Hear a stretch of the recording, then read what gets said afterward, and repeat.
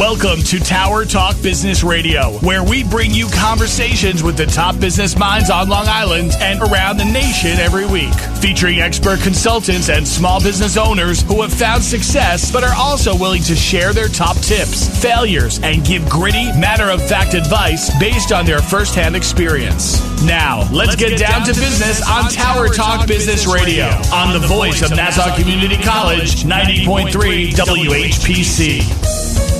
Welcome to Tower Talk Business Radio, powered by the Nassau Community College Foundation. My name is Donyshia Boston-Hill, CEO of Kepper of the Brand Marketing and Digital Agency. And we're focused on bringing you the premier resource for business and entrepreneurship. We bring you weekly business advice, tips, tools, and services that help you grow your business. Plus, we interview the top business leaders in the industry. Today, we are presenting the Lady Mogul COVID Entrepreneur Summit. Again, my name is Donyshia Boston-Hill of Kepper of the Brand Marketing and Digital Agency, and my co-host today will be Tricia Messeroux, CEO of Toddlewood and the T-Mez Creative Group. Tricia, welcome, and thank you for being here with us today.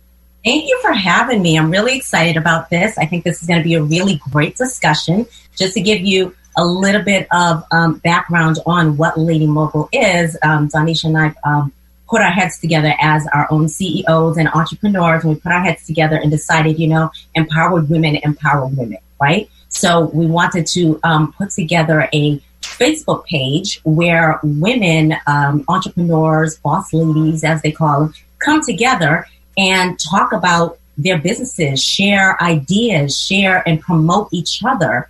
And that's the purpose of Lady Mogul, because we all want to be moguls, of course, right? So purpose of, besides independence is purpose of starting your own business.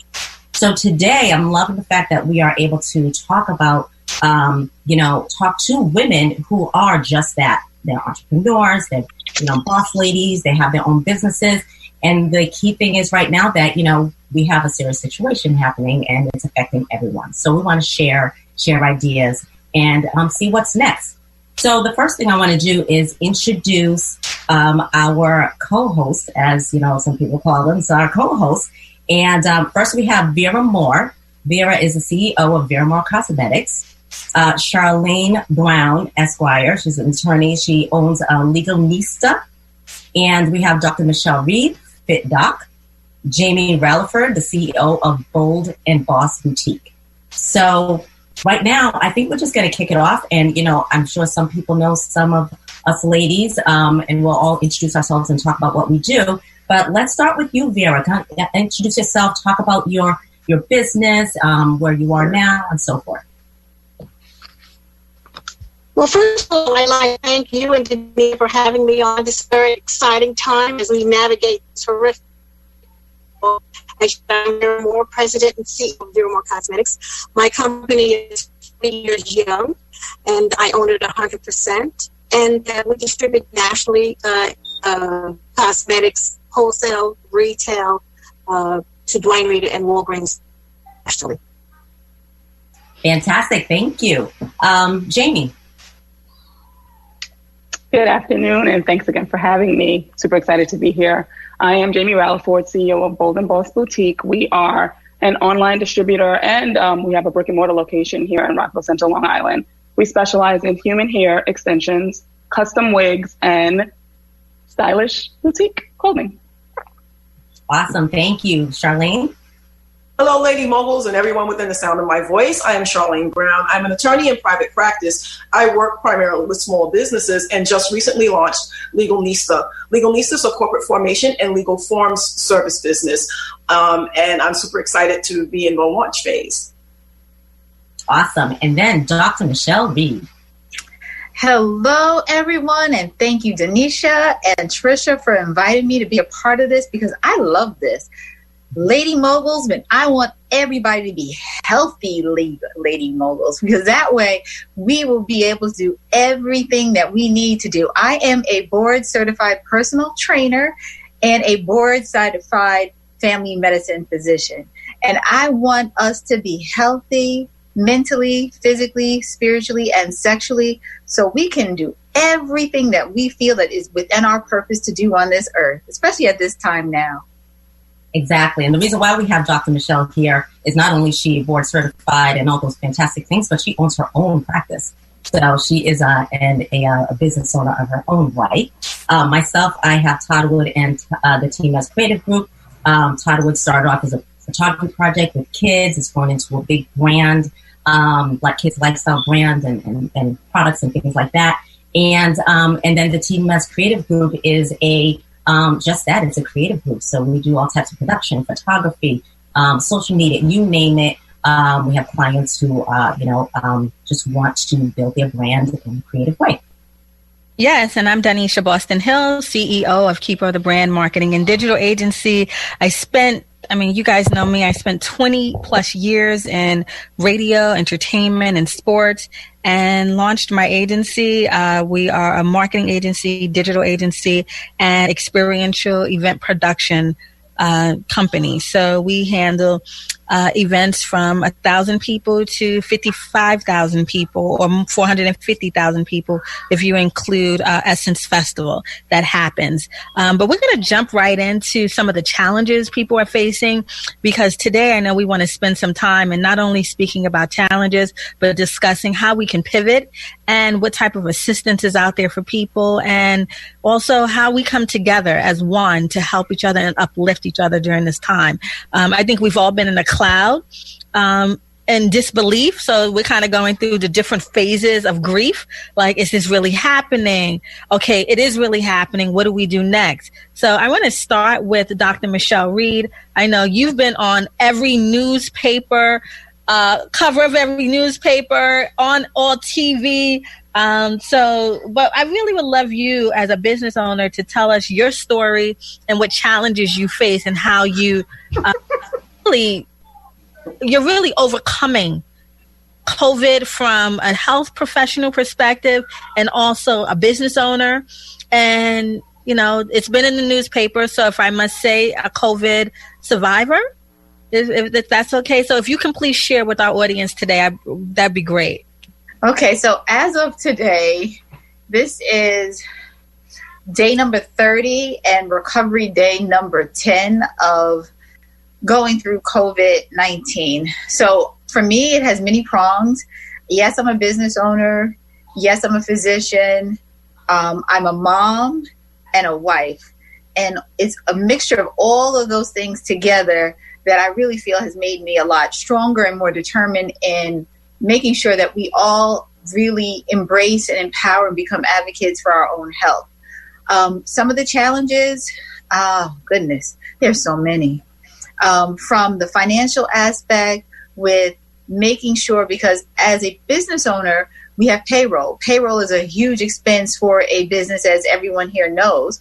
But as soon as I got wind of what was going on, because Charlene was talking to me, Donyshia was talking to me, my husband was talking to me, but unfortunately everyone's talking to me, but I was on strict in the room, isolation, fever, nausea, vomiting, having a really good appetite. The paperwork needed to be filled out for the payroll protection program. But by the time we got everything together, we submitted it, we're still waiting to hear. So that's a challenge there for me financially.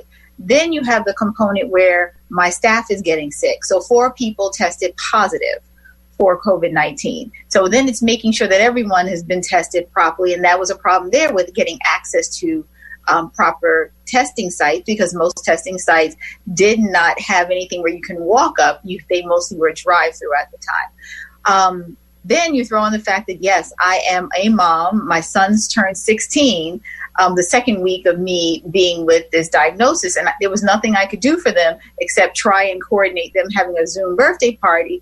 But with the support of family and friends and prayer, they said that they had one of the best birthdays in, their life. And I don't know if that's because, throughout the time when I was sick, they were finding out that different friends, their parents were either hospitalized and some have even succumbed to death. So for me, it's a really interesting perspective that I look forward to, yes, discussing further nationally and internationally, because it's something that's not just here, it's everywhere. You are listening to Tower Talk Business Radio on the voice of Nassau Community College, 90.3 WHPC. I'm Donyshia Boston-Hill, along with Tricia Messeroux, bringing you the Lady Mogul Entrepreneur COVID-19 Summit. Yes, thank you, Dr. Michele Reed. That was very, very detailed, and I was following you too, so I know exactly what you were going through. Not only is your business being affected, but you personally and physically were affected by COVID-19. So I guess, and you talked about the whole financial aspect of things, and, how you're handling it actually while you were sick. And I think that's a big hit, and that's the thing that everyone who owns a business is experiencing right now. It's the lack of people, the lack of customers, the lack of, from restaurants to beauty salons to boutiques to you name it. Everyone is going through this pain, and they don't know when it's going to be over. And some people don't know when they're going to be able to recover, right? And I want to shift right now to Charlene, because she is able to at least, she has an understanding of, what's out there and what's available, during this time, and what we can take advantage of while we're trying to, keep the lights on, hopefully save our business. And then we talk about, this whole pivoting aspect. So Charlene? Yeah, so thank you for that. So for those that are freelancers or independently employed, there are two options for people. You can either file for unemployment, or you can file for a series of grants and loans that are available out there. Some are at low cost and low interest, and others are totally forgivable. If everyone's been paying attention to the media, and one of the challenges for me was that I sort of stopped practicing because it was my personal mission to make sure that all of my friends and colleagues that were in that owned a small business was aware of loans and forgivable grants given by the Small Business Administration. And as you can see from the news, what played out was that the larger companies were aware of it, and there was a rush. And as soon as the switch flipped on, they ran and they submitted their applications and information. Smaller businesses were a little bit hesitant. They might not have had all of their information organized. And I was calling it, like Dr. Reed said, I was like, Dr. Reed, I was texting everybody. I was like, Donyshia, get your stuff in. Get it in now. And right now, the funds are on halt. Congress is reauthorizing additional funds. So what I'm referring to is the Small Business Administration, and at their website, sba.gov, there are a number of loans that small businesses can qualify for. One that is the most popular one is called the PPP, the Payroll Protection Program. And Tricia mentioned the struggles and the challenges of small businesses. If you're employing other people, not only have you stopped becoming revenue, but you're really now not being able to allow for your coworkers to have a source of revenue. So the spirit of the Payroll Protection Program was to allow business owners to have an infusion of cash so they could continue to keep their employees working. And if they did to a certain percentage, which is 75% of the money goes toward payroll, the money is 100% forgivable. It's a relatively simple application process. That particular loan, you have to apply to a local bank that you have a relationship with. And I urge any person in the sound of my voice, even if they have not gotten the money, please apply for those applications, because you have to be online. You have to be in it to win it. The second grant offered by the SBA is called the EIDL, which is a loan and a grant. And part of that is a forgivable grant. It's $1,000 per employee up to a maximum of 10 employees, or $10,000. In addition, there's a low interest loan at 3.5% that the SBA offers. In addition to that, the U.S. Chamber of Commerce is offering grants. Facebook is offering grants. There are a lot of grants available for small businesses depending on your size. So I urge you to continue to talk to your network, to search, do internet searches, to engage in networking groups, and organize your paperwork so you're ready to submit for these loans and grants that are available as they come up. The owner of Pyre Moss also has a $10,000 fund that he set up for small business. So there are a number of resources out there. So the point is that start looking for them and start applying for them if you haven't already. So Charlene, I was going to say, Charlene, a lot of people are saying, hearing that the SBA ran out of money, Congress is in the process of voting for additional funds. What are some of your tips and recommendations for those people who are seeing big business or big box stores receive the funding, where you have someone like Jamie? She's a local, business owner, retailer, or Vera, who is the little person, the little male or woman striving to be a mogul, but they're seeing all the funds go to some of these conglomerates. So I say the first thing is to think like a mogul and not be sour because the larger entities receive that money. You have to advocate for yourself and you have to apply for those funds. So if you have a relationship with a local bank, you should go online to that bank and download that application and start submitting that application. If your bank will not extend the loan, because some of the banks were only extending loans to their current customers or clients, look for local regional banks that are offering those funds, and more banks are signing on. Since the bill was authorized, the SBA doubled in the number of banks that they allowed to participate in this PPP program. So it is a disappointing story that the larger companies did apply, but the larger companies positioned themselves to get that money when smaller businesses didn't get in the game, which is why I say that every small business, get in line, get your application in, and you have to be in it to win it. If you're not in it, then you can't complain. And it's a first come, first serve basis, correct? It definitely is clearly a first come, first serve basis. It was clearly written in the statute that it says until the money runs out. So there's a recognition that there were a lot of challenges I could spend the entire time talking about. But again, if you get online, because if you're not online, you're not going to be online to get it when it runs out. Right. I think before I continue, I just want to make sure you can hear me. I got to note that. You can hear me now? Okay, great. I don't want to get any Teddy Riley memes or anything like that. So,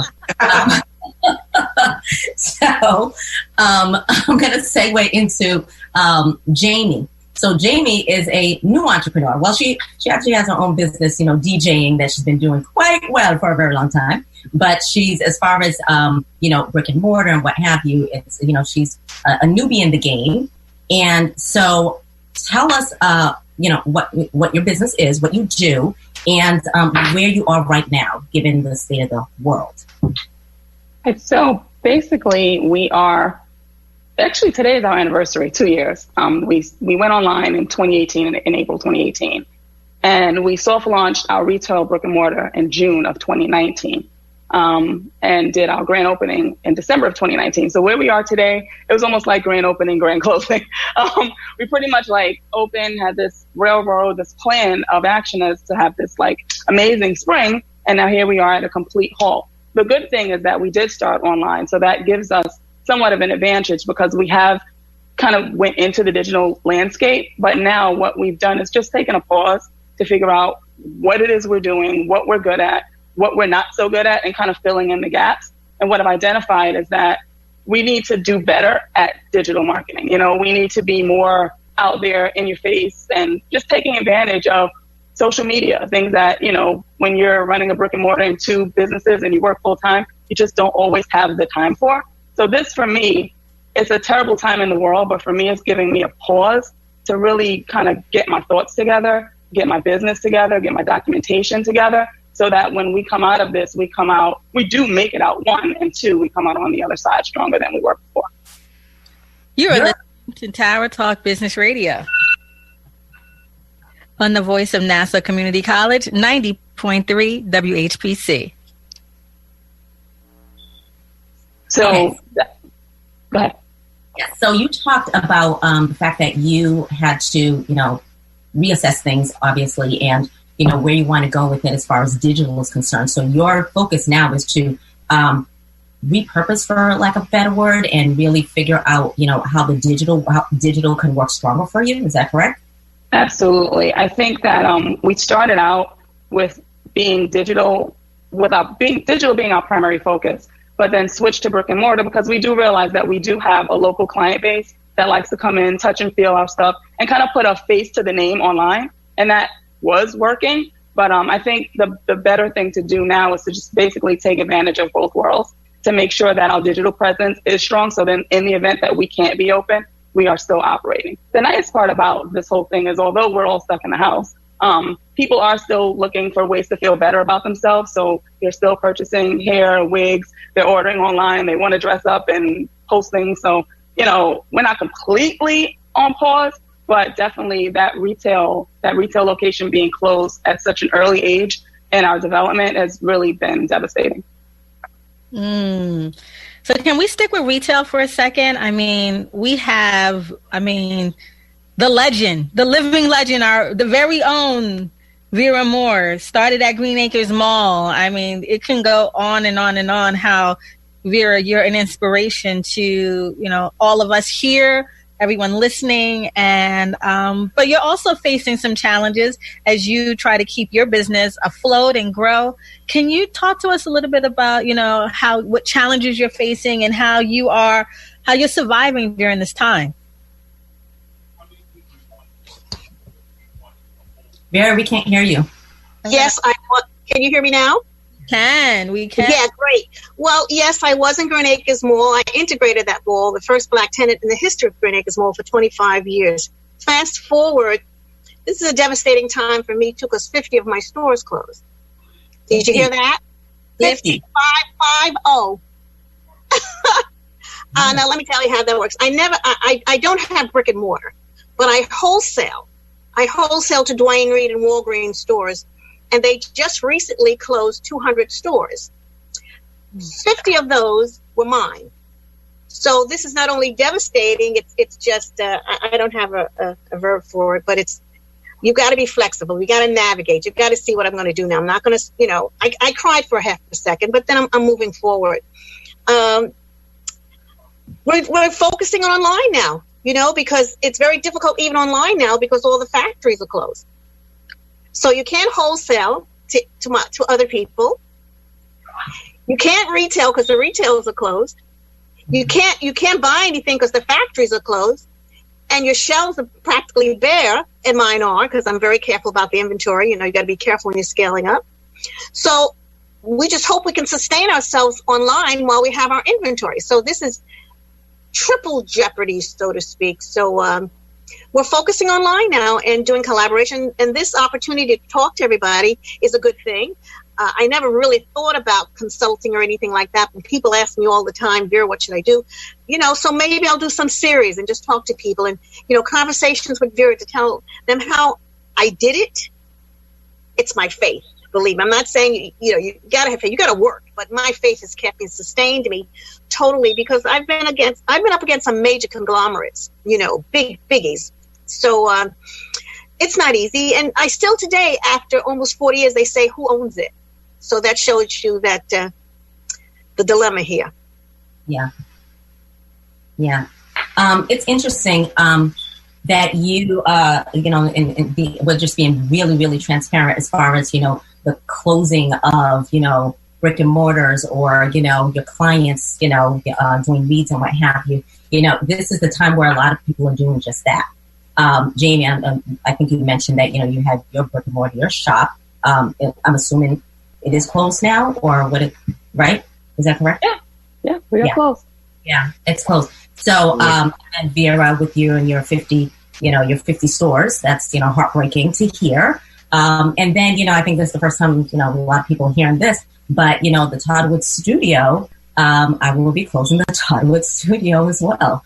You know, Toddlewood itself, as a brand, is doing just fine, you know, digitally and online. And, well, you know, once things are back to quote unquote normal, we'll continue to do, you know, the shoots and all that stuff and what have you. But everything around Toddlewood is working really well. However, the studio where I do all the shoots, and I have, you know, different brands that come in under the team as creative group where we're doing shooting and video and meetings and all that stuff, that right there is actually going to be, it doesn't make sense to have it right now. You know, we don't know when this is going to go back to some sense of normalcy where, you know, a brick and mortar makes sense for someone like me. So instead of bleeding dry, you know, as far as, you know, constantly dishing out, you know, the rent and the utilities and all that stuff, it makes sense to close now reassess where I am in terms of,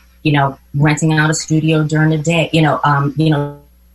someone else's studio, shooting, getting creative and shooting different places, things like that. And then maybe a year down the line, I'll reopen, I'll open a different studio. So it's really about, what Vera said, your faith in everything that you do, your belief, and keeping faith, and hope alive, and finding out how you can, make it work no matter what comes your way.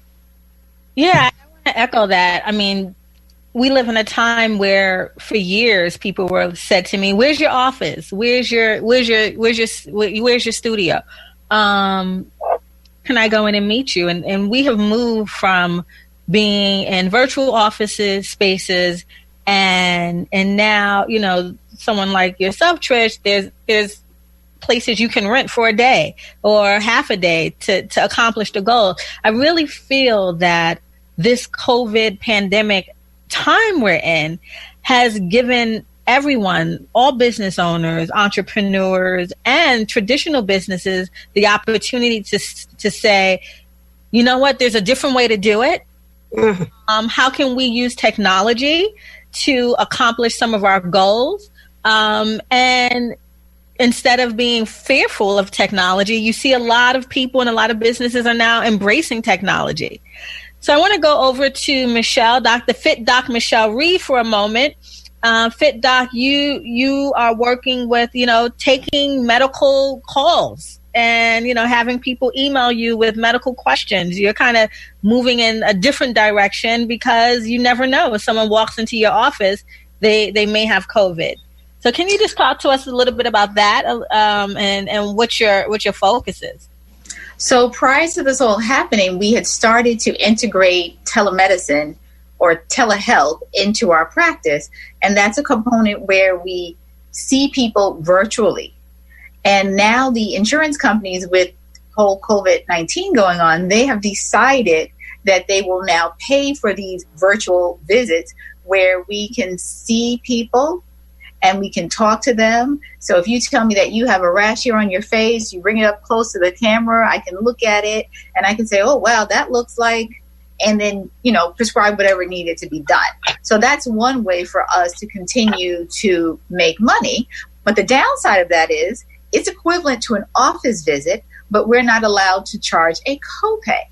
So I'll just say, for instance, we normally would get paid $60 for the visit, and that would be $40 for the office visit and $20 for the copay. I'm not allowed to now charge for that copay. So just think about it, 20 times 20 patients, that adds up. So that's decreased money that's coming into my practice, but yet we still are able to see patients, but it's not the same. We can also charge for a telephone visit where a patient calls, they need to discuss something, but as long as that patient called to discuss whatever the issue is, and then I return the phone call, I can charge for it, but it's something that's less than $20 in what we get reimbursed for. So we are trying to figure out, one, how financially to stay afloat with that when we're bringing in less income, and then also the fact that I've been out of the practice for 4 weeks, and my other provider, she's been out for about 3 weeks. So now we're going to have a little hiccup down the line and probably in about a month when we're going to have the decrease. We're going to feel the effect of what's going on now.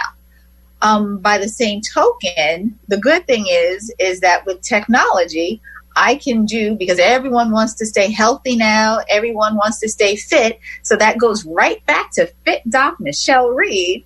So I can now do virtual webinars now. Yesterday, I did one with AT&T where we talked about the impact of COVID-19 on the Black community.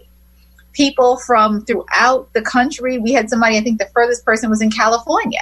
So opportunities like that, I think that will also help to supplement the income. But it's really rethinking what I want to do in the field of medicine because, just like anybody else, I have to pay salaries. I have to pay for overhead. I have malpractice. Thankfully, right now, what's going on, there is something called catastrophe insurance. So right now, I don't have to pay a premium, but eventually I will. And so I need to have money to be able to pay that premium that's going to be coming up soon. Right. That's right. And loving the fact that you know, and trying to put a positive spin on things, which is, you know, trying to find that faith and that solution aspect of things. You know, I love the fact that you are embracing technology, embracing digital, and running with it. You know, that's the whole like shift to trying to solve a problem that we're in right now. Correct? And I was going to say, and one more thing, when you're talking about faith, I mean, growing up, I've always been a Christian, but with having COVID-19, one of the things that I encountered is I couldn't watch TV. I couldn't listen to the radio. I couldn't even look at my cell phone. That would bother my eyes. I would have extreme headaches. I would have eye pain where my eyes just felt like if I could just pull them out of my head every time I had fever. But one of the things that I enjoyed was I could still listen to things. And I love the sound of nature. So I would sleep with my window open a little bit, and birds actually chirp the entire day, 24 hours. And then I have an owl that goes off like around 3:30, 4 o'clock in the morning. But during that quiet time, God was talking to me. I was listening because I was praying. And he basically said that I want you to share your story because now they will listen. And look what's going on. The comorbidities that are being associated to COVID-19 are the diabetes, the hypertension, the obesity, which is not being at a healthy weight, and asthma and lung disease. So now if we could get people to be a lot healthier, that will help to drive down some of the numbers too. And even if people have the diseases, if they start to work on them now, it's going to make a big difference. And even myself personally, you know, I like to exercise. A couple of the ladies that are being featured today, they work out with me. The other day I did 2.55 miles outside. It wasn't a fast walk like we would normally be walking, but at least I got out there and I continued to move and to strengthen my body. Yeah, and I think what the beautiful thing about what you're saying is you know, this is teaching us, and what your job has always been, because I've known you for a long time, is to be proactive in your health, so you don't have to be reactive. You know, by getting sick and trying to find how to get healthy. You know, if you stay healthy and you start off healthy, you may not have this, you know, as big of a problem. Just to, you know, and I have to pay, you know, homage to Dr. Michele Reed. She's my doctor, and she took care of me when I had COVID-19. I had it before her for a little over 2 weeks. No, I did not give it to her. I don't think I did. Please, I'm not taking that to my... but no, I did have COVID-19 for a little over 2.5 weeks. Everything that she told you she went through, I went through the same thing. It was plus something else though. Yes. Oh, blacking out. Yeah. So I did. I blacked out twice. I completely knocked out. Thank God my husband was with me 2 times, and so I had to get rushed to the emergency room and a whole bunch of everything. So she was literally digitally by my side through everything. And I really, you know, I love and respect you before, and I love and respect you even more now. So thank you for your virtual, you know, business sense and companionship, and just being that doctor that you are. So thank you. Thank you. On a digital standpoint, just keeping on that note, Vera, you talk about the stores closing and what have you. Are you and your team working a little bit more with the digital and social media space to, you know, to try to find opportunities there? Well, yes, that's what we're doing now. We are taking advantage of this. You know, it's sort of new to me. You know, I've been around a long time, but matter of fact, some people used to say when I used to go to classes and say, Vera, what are you doing here? I said, because I don't know what you're talking about, and I'm here and I want to learn. So that was always the joke when I went into class, was the oldest one in there. But no, we're taking advantage of it. Our online business, we know we can grow with that. We do have a brand. People know us. They respect the brand. They respect our values. That's why we're still in business this time. So we are going to grow our brand online. If it's a repositioning, a rebranding, we're downsizing a little bit because of the climate and because of our financial, you know, capacity to do so. And I'm really excited about things that we're doing because we're still networking. You see, when you leave a situation like I did with Dwayne Reed, they're huge. They're major conglomerate. You don't break a tie.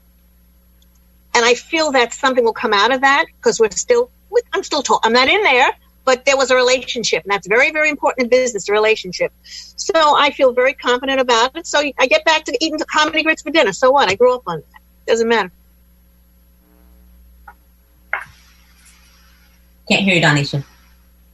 In doing so, Vera, I think it's always a way to, you surround yourself with people from, every generation. You have a great team of people that work with Vera Moore Cosmetics, Consuela, and your husband and your son-in-law. So I think you are, you're positioning yourself to come out of this even bigger and better. And I think that's what we all are doing.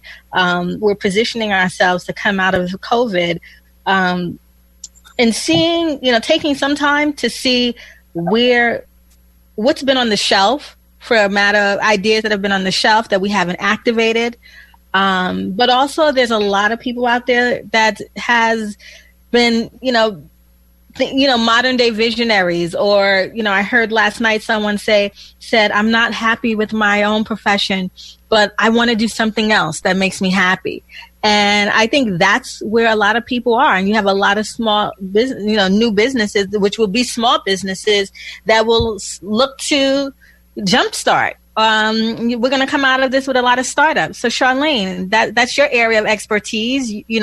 Right now, government is closed. Anyone can go online and submit for an LLC, but it's not just an LLC. What else do you think people will need when they, come up with these fantastic ideas? And what's their next step? What's their go-to plan? Sure. So in addition to being physically fit and spiritually fit, businesses have to be legally fit. And so most organizations or companies that form need to figure out what their formal structure is, and we call that an entity. And there are many different ones. Donyshia mentioned one, an LLC. But if you do, you sort of have to register with the state, which what most people are familiar with when they set up their LLC. There's another step. They have to publish a notice telling the world that they've set up. But one step that small businesses and solopreneurs miss is that they don't set up an operating agreement. And an operating agreement is just basically an agreement that establishes how you're going to work, how you're going to share your profits and your losses, and any of the other business decisions that are made. And some people say, well, I'm a business of one. Why do I need an operating agreement? First of all, people need to realize that a company is really now another person. Even though you're working in that, you are the separate entity. So you need to set up that structure for yourself. But secondly, and most importantly, it's key documentation, and it establishes how you're going to operate. And it's actually documentation that many of the banks for the PPP loan are asking for, which really stalled and delayed some people from having applications because they hadn't drafted their own operating agreement. So it's very essential that companies have that. In addition, many of the ladies on the line talked about being online. A lot of people are moving online. There are a number of different agreements that you have to have in privacy terms that are required to be embedded in your websites. And depending on the type of industry you're in, so for example, Dr. Reed talked about health and telemedicine. Dr. Reed has to, prior to COVID-19, Dr. Reed would have to use certain approved platforms because there's HIPAA regulations. But because of the CARES Act, they waived some of those. So it's very important to understand the industry that you're in and the laws and regulations that are surrounded. A lot of people are working from home, and a lot of companies haven't established telecommuting agreements with their employees. So it's important to think about those things and think about some of the legal issues that surround your business if you're pivoting into something else. Mm-hmm. Mm-hmm. Yeah, really good point. Yeah. One of the things, and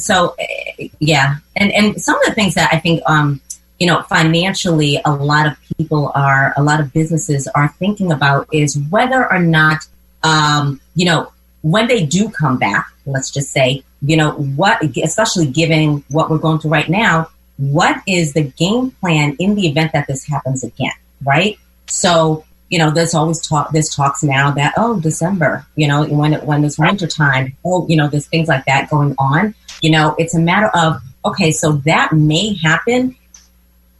Given that I've been through this already, what can I do to secure my business so I don't have to, this is not an instant replay, and I'm not sure there's anything on a legal standpoint necessarily for that to happen? Or maybe that's just a financial question, maybe that's, go ahead. Well, one of the things I recommend is if a business doesn't already have it. Well, first of all, if you are a business, you should also pull out your business insurance policies that you have. You may have errors or omissions insurance. You might have business interruption insurance. If you don't have business interruption insurance and you wanted to know the reason why, this is one of the reasons why you might need business interruption insurance. So that's something that's important, and I think most businesses need to think about looking into. And sort of building into your business plans, your financial prospects, but sort of having some emergency contingency plan and how you're going to pivot your finances in the event that something happens. On the insurance and legal front, there are buy-sell agreements. So again, thinking about how to transition out of your business and how would you fund that transition. So there are a number of legal issues tied in with the financials, but it is important to consider those. That business interruption insurance is new terminology to me. I did not know that even existed, quite honestly. And I think I am pretty savvy when it comes to like forming a business and everything that you need for your business. But that I've never heard of before. So, I mean, I can assume what it is, especially in a time like this, but I don't know if you know the details about it, but is there anything specific that we need to know, the benefits of business interruption insurance, like you could qualify, what kind of businesses qualify for that type of insurance? Well, I would just say that you should consult with your insurance carrier. It depends on the levels of coverage, but this is an example. And if you ever looked at an agreement, it says acts of God happen. and so you're purchasing right. We don't want to say right, but you're purchasing insurance in the event that something happens that's out of your control, and COVID is now starting to fill in that blank. So you're purchasing insurance that would allow you to receive a premium in the event that something happened that was not the fault of the business owner, and so that's where business interruption insurance would come into play. Absolutely. And I think right now, when you're looking at business interruption, I mean, Jamie, your brick and mortar, that's closed. But thank goodness you were, you have multiple hats. You were the DJ. And right now the DJs are living. Digital and social media. You got D-Nice. You have, so many so many entities, BET, they're doing a lot of COVID-19 pandemic fundraisers, so to speak, in the entertainment industry. Can you talk to us a little bit about, I know you went live on Instagram, you did a test. It's nothing like a Jamie, event. So it was fantastic. But tell us a little bit about, are you going to do more, and how, the DJ is living and surviving during this time? So I think the DJ, well, first I'll start with digital going live. That's actually not new. I had an online show. I started out online in 2012. I had a show for about a year and a half. So when it was time for me to go to FB and IG online live, I'm like, oh my God, this is a little different than what I'm used to. But what I decided is to find a lane. I think where DJs are missing is everybody kind of just popping on and doing the same thing. And D-Nice is just the king right now. Between D-Nice and Scratch, they just keep me completely entertained all the time. I think my lane has been really inspirational and helping people get through whatever it is that they're going through that they may not want to talk about. And I've been using gospel music because gospel music has been helping me. So what I've decided is I'm doing, I call it Sunday Best. And I started on Easter because I didn't have anywhere to go on Easter like I usually do. And it was really focused on just music that made me feel good during my time. And I shared that, and it actually went pretty well. So what we've decided is to just go ahead and do it every Sunday at 3:00. And it'll be a combination of R&B, jazz, gospel, just feel good music, nothing planned, just what I'm feeling, on the fly, and just calling people in and helping people get through what we're going through until we can actually get back outside and get to another Miss Chu event. No, that's dope. That's dope. I mean, I really am inspired by, you and everyone else out there that's taking a leap of faith and really utilizing live stream for an avenue to keep us connected. and spiritually. Yeah. I think it's important. What happened is I found that when I made the announcement that I was doing it, so many people reached out to me on the side, like, oh my God, we've been waiting for something like this. Like, oh my, here are my favorite songs. Even Michele was like, my grandfather's favorite song is Rough Side of the Mountains. I'm like, really? So it was really nice to hear that, you know, there are other interests. You know, we love our R&B, we love our hip hop, but, you know, there's that grounding sometimes that you need to get back to just help you get through and get to the other side of issues, pain, and it's just a lot going on. And I feel like music is really, for me, it's really getting me to the other side. Oh yeah, there's power in music. There's such power in music. And quite honestly, if this epidemic was to happen at any time, this would be the time. If it had to happen, it would be the time, because, you know, can you imagine if we didn't have digital and social media and what have you? I mean, you know, I would be crazy. There'd be such insane separation. Like, we could not be able to communicate except through, you know, telephone, whatever. But the fact that we're actually, you know, in social media especially, has always been seen as, you know, entertaining, whatever. But some people use it for, you know, in negative ways. I've seen a lot of shift right now, and people are trying to empower and inspire and uplift people more than anything else, you know. So, and that's the beautiful part of it. And then using it for, you know, business purposes to make people happy, right? You know, a prime example, after I got over, you know, COVID-19, I was previously, you know, writing a children's book from the Toddlewood, you know, empire, as I try to call it. And, you know, my biggest worry is just like, okay, we had a tour lined up of all these different states and cities and all that stuff. We were going to be doing book signings and what have you. And then, you know, that's not happening. But what we're doing right now is using the power of, you know, digital to do, you know, classroom book reading. I mean, the kids are home, you know, they're literally home. And now I'm able to reach them on a much bigger scale through, you know, Google Classroom and Zooms, you know, connecting with the superintendents, the principals, the teachers to put together these, you know, these readings with the kids, and then just giving the parents a discount to purchase the books. So it's just a matter of, you know, finding the light switch to be able to make things work no matter what. And, you know, digital, that's all we have right now. And so what better time to really embrace it and just run with it, you know? No, absolutely. And I think, and that's so key. You know, I took some time to start my daughter's company, Kelly's Dollhouse, and, you know, inspired by the DJ. So I started, you know, my son's company, Keith Zone, and, you know, they had been bugging me for years. You know, my child said she wanted to be a YouTuber, and I said, like, no, this is not about you being on digital and social media for the world for you to see. And Vera kept saying, let her go.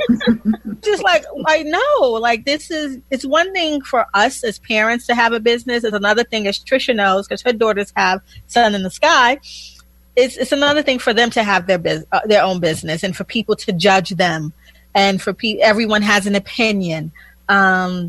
And so, you know what? I said, you know, why not? When your child cries that she wants to be a YouTuber, and you're in the middle of COVID, and as Michele mentioned, you're in the middle of Lent, you let her go. You're like, what do? You let them go and you see what happens.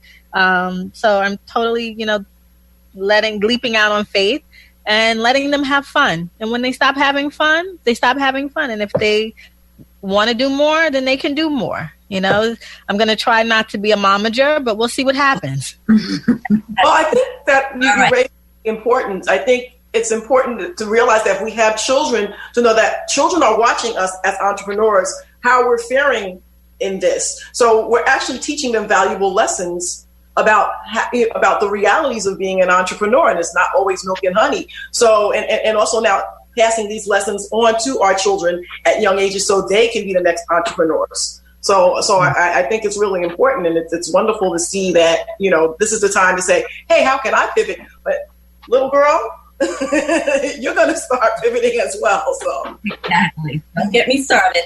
Like my stepson has the O Show. Follow him on YouTube. So I think that this has spawned so much creativity And I think that's one of the beautiful things that I see about this pandemic. There's just been so much creativity and so many just new ideas, and it's just interesting to see how people are embracing technology in new different ways and bringing people together in new and novel ways. And so I think that's the silver lining in the cloud. You're listening to Tower Talk Business Radio on the voice of Nassau Community College, 90.3 WHPC. My name is Tricia Messeroux, CEO of Toddlewood and the TMS Creative Group, along with Donyshia Boston-Hill, CEO of Keeper of the Brand. And today's show is the Lady Mogul Entrepreneur COVID-19 Summit. Now, ladies, we are so happy to have you join us today for our Lady Mogul Entrepreneur Summit. We really would love for you to leave us with some final words, as well as your website and contact information. So we're going to start with you, Vera. Please inspire us to keep moving forward. Well, I want to say to all of you, thank you so much, and fear not, especially to Jamie. You know, music is a ministry. Don't ever forget that. Music is a ministry, and you touch people's hearts when you do that. And getting back grounded to that, those old spirituals, you know, Amazing Grace, it helps you, believe me. And I want to say, for me, procrastination, I've been saying this for years because I have some things that I want to tell, and I'm writing a book. I'm writing a memoir, and only because of this am I doing it, because it needs to be told, it needs to be done. It has nothing to do with cosmetics, so I think it's going to be a nice surprise. And I think the last thing I would say about entrepreneurship, and Doctor, I'm so glad to see you. Thank God. We thank God for that. Entrepreneurship is like a tea bag in hot water. We get stronger. So we're going to make it. Stay the course, ladies. Don't worry. Don't worry. I mean, you got to work as well as pray, but we can make it if we collaborate. It's about the power of one. That's what it's about. Absolutely. I love that. I love that. Thank you so much. What about you, Jamie? So I will leave you with, just keep going. You know, I feel like this, it's terrible, but it, like I said, it gives me pause, and it gives us an opportunity to just take a minute, enjoy our families, enjoy our children, enjoy that walk outside that I walked to the supermarket the other day. And I walk back. I digress. But just for real, just kind of just giving you the opportunity to just be grateful and to celebrate the small things and the small wins. I leave you with, please do continue to shop our brand, Bold and Boss. Do continue to tune in on Sunday afternoons on IG and FB to I Am Miss Chu for Sunday Best. Shop Bold and Boss. Our Instagram handle is Bold and Boss. FB is Bold and Boss as well. And our website is www.boldandboss.com. So be inspired, tune in, and stay the course. We'll get through this. Yes, we will. And Charlene?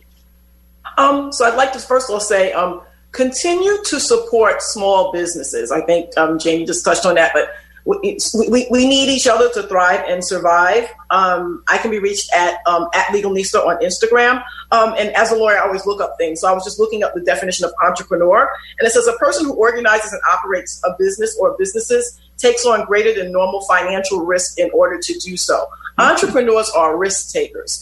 And so right now, this is the time, and we're out there and we're taking the risk. And that's one of the reasons why we decided that we wanted to be entrepreneurs in the first place. So we know that we're in the risk, and we're going to come out on the upside of the risk. Oh, fantastic. Hey, Doc. Well, I want to thank the two leading lady moguls, for coordinating us to be together today. And my word is that I want us to be healthy lady moguls. I want us all to be healthier. Jamie, oh, she's so cute. I love the fact that you walked and you didn't even tell me that. But I'm sorry for digressing because I was just in shock. But I really encourage you you're spending time with your family. Make it time. Tricia did a beautiful thing with her family. They were cooking in the kitchen. This is during the time when I really wasn't feeling well. I did send her a request for some food, but it didn't happen. But cook healthier foods. Cook healthier foods with your family You're spending time with them. Take the time that you're with them from being inside to going outside. And if the weather is bad, because we did have snow this morning, I don't know if anyone realized that it was snowing, exercise inside. And it could be something as simple as listening to music. It could be making up your own fitness challenges. I like to tell people to squat every time you sit. Squat 10 times every time you go to sit. And that's even when you go to the bathroom. So figure out what you can do to be healthier, because we have to really beat these comorbidities of diabetes, hypertension, heart disease, not being at a healthy weight, because too many of us are dying before COVID-19, and adding the fact that we're going through this COVID-19, we have no idea how long this is going to last for. But I can tell you myself personally, after going through what I went through, and I know Tricia could testify too, we would never want anyone else to experience what we did before. And if that doesn't make us even more determined to be entrepreneurs, to live out our purpose, and to have a deep root in our faith, I don't know what's going to make the difference for us. Mm-hmm. And how can people reach you? Oh, you can reach me at Fit through Instagram and Facebook, Fit, FITDOC, Michele with one L, last name Reed, REED. That's Fit Doc Michele Reed. And my website is www.fitdoc.com. And I look forward to hearing from everyone, because soon, once we get cleared, we're going to be back outside exercising on Saturday and Sundays, and Jamie's going to be with us at 6:30 in the morning. Oh, that's fantastic. I just want to say, never again will I take for granted that 6:30 walk, okay? for the beautiful makeup, so I had to, even though it's radio and video, I still have to, put on a fresh, clean face. And you can always find more information at VeraMooreCosmetics.com. Right, Vera? Absolutely. All right. Trish, you have any last words? Yeah, so as far as reaching me, I know now is probably, the time that everyone's still trying to figure out what to do. But, when it comes to video content or social media campaigns, ad campaigns, strategic and creative and things like that, you can definitely reach me anytime. You can email me at team, T-E-A-M, at the teamezcreative.com. So team at teamez, T-M-E-Z-Z, creative.com. As far as Toddlewood is concerned, we do have a book out.